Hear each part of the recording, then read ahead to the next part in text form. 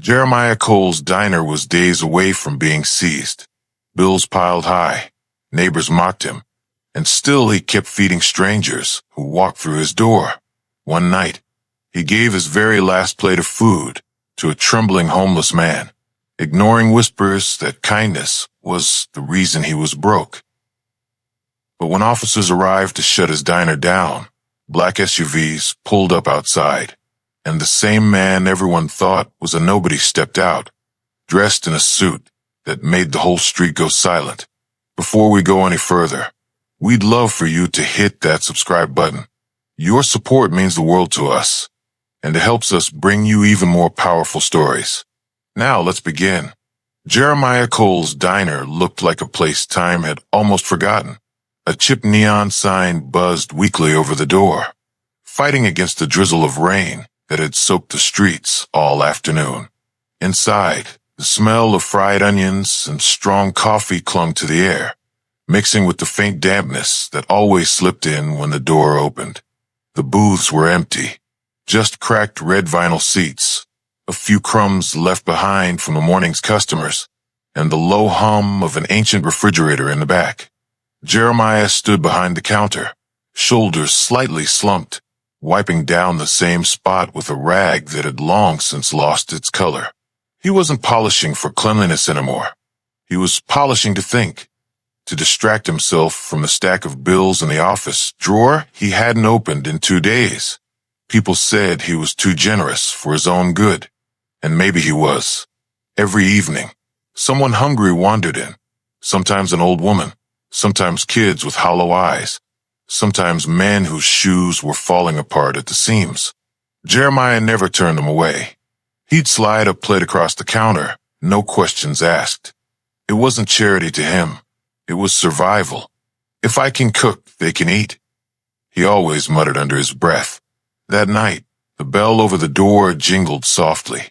A figure stepped inside, thin, soaked, his coat hanging like a second skin.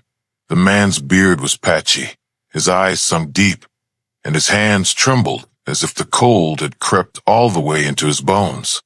Jeremiah didn't hesitate. He gestured toward the nearest booth. "Sit down, brother. You're freezing." The man didn't answer, just shuffled forward. He smelled faintly of rainwater and the kind of exhaustion that clung after too many nights on concrete sidewalks. Jeremiah poured him a mug of hot coffee, set down a steaming bowl of chicken soup, and slid over a couple of painkillers from the jar he kept near the register. From the corner booth, 2 locals whispered loud enough for Jeremiah to hear. "See, that's why he's broke," one muttered, "giving away food to every stray that walks in." The other snorted, "He'll lose this place before winter's done." Jeremiah's jaw tightened. He caught their reflection in the chrome of the coffee machine, but didn't turn around. He wasn't about to defend himself. What was the point? Let them think he was foolish. Instead, he focused on the man in front of him. The stranger sipped slowly, watching Jeremiah with a strange stillness, like he was studying more than just the food. Every movement of Jeremiah's hand, the way he tucked the rag into his apron, the way he leaned forward with concern, was met with an intent gaze, and though Jeremiah didn't know it, that gaze carried more weight than the gossip at the booth ever could. The rain outside tapped harder against the window. Jeremiah rubbed his tired eyes, unaware that the night had just written the first line of a chapter that would change his life forever. Morning light spilled through the diner's fogged windows, streaked with dust where Jeremiah hadn't found time to wipe. The tables sat mostly empty, just a couple of regulars sipping coffee, their voices carrying louder than they probably realized. "Poor man's too soft," one said, stirring sugar into his cup. "Soft," the other scoffed. "It's stupidity. You don't give away food when you can't even pay rent." Both of them chuckled, shaking their heads, as if Jeremiah were nothing more than a cautionary tale playing out in real time. Jeremiah pretended not to hear. He moved behind the counter with deliberate calm, refilling the salt shakers, adjusting napkin holders, anything to keep his hands busy. His apron was frayed at the edges, and a thin crease of sweat sat on his brow despite the chill of the morning. But he felt their words. They weighed heavier than the stack of overdue invoices sitting in his office drawer. By mid-afternoon, the stranger returned. Same ragged coat, same quiet steps. Jeremiah looked up from the grill and nodded toward a booth without hesitation. The man lowered himself onto the seat, his movement slow, like his body resisted every bend. "You again," Jeremiah said softly, setting a plate of eggs and toast in front of him. "Eat. No arguments." The man's hand shook slightly as he picked up the fork. He didn't speak, not much anyway, but his eyes never left Jeremiah. They followed him as he wiped down counters, greeted the rare customer, and checked the old clock above the door, as if time itself were moving too fast for him to catch up. Word around the neighborhood spread quickly. Jeremiah's generosity wasn't seen as noble anymore. It was seen as weakness. Suppliers started to cut him off. One delivery truck never showed, and when he called, the answer was curt. "Pay what you owe first." That evening, when Jeremiah stepped outside to toss the trash, two neighbors leaned against the lamppost. "Man's drowning himself," one muttered. "Don't feel sorry for him," the other replied. "He chose this life. You can't feed everyone." Jeremiah paused, trash bag in hand, their words echoing in his head. For a flicker of a moment, he wondered if they were right. But then he pictured the faces of the people he'd served, the tired mothers, the hungry children, the silent man inside eating as though it was the first real meal in days, and the doubt passed like a shadow. Inside, the diner lights buzzed faintly. Jeremiah leaned on the counter, exhaustion etched into the lines of his face. He didn't see it, but the stranger's eyes softened, as though he recognized something in Jeremiah's weariness, something rare. The whispers kept growing outside, but Jeremiah kept showing up each day, and the man kept coming back, always silent, always watching. The week stretched on like a rope about to snap.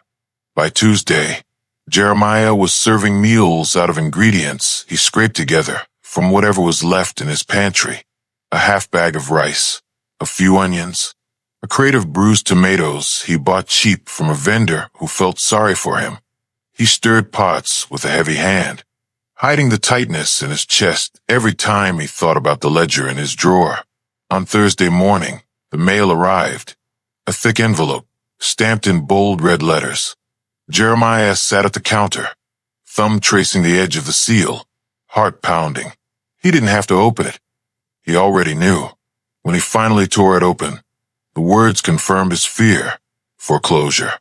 Unless the debt was paid, the restaurant would be seized within days. That evening, the diner was quieter than usual. Just the hum of the fridge and the clink of the stranger's spoon against a chipped bowl. Jeremiah sat across from him this time, too drained to stand. The man ate slowly, eyes on Jeremiah, and for a moment Jeremiah thought he might actually speak. But no words came, just that same steady, unreadable stare. The following morning, the end arrived. Two uniformed officers pushed through the diner's door, papers in hand. Behind them trailed a man in a suit carrying a clipboard, eyes darting around the room like a vulture spotting carrion. "Mr. Cole," one officer asked. Jeremiah nodded, though his throat felt like sandpaper. They explained in cold, official tones. The diner was being repossessed. He had until the end of the day to vacate. Customers, what few there were, watched from the booths. Whispers spread like wildfire. Told you he couldn't last. All that free food finally caught up to him. Jeremiah stood still, gripping the counter's edge so tightly his knuckles whitened. He could hear the gossip, could feel every set of eyes burning into his back, but he didn't argue. What was there to say? And then, tires screeched softly against the curb. A line of black SUVs rolled up outside the diner, engines purring like a threat. Heads turned. Conversations froze mid-sentence. The officers at the door stiffened, unsure of what to expect. The door swung open. From the first SUV stepped the same man who had shuffled into Jeremiah's diner night after night. Only this time, the ragged coat was gone. In its place was a tailored suit, pressed sharp, gleaming in the morning sun. His beard was neatly trimmed, his posture straight, his presence commanding. Behind him, assistants carried thick folders and briefcases. The diner fell silent. Forks froze halfway to mouths. Even the officers didn't speak. The man walked forward, each step deliberate, his gaze fixed on Jeremiah. Jeremiah's chest rose and fell, his breath shallow, as the truth began to take shape in his mind.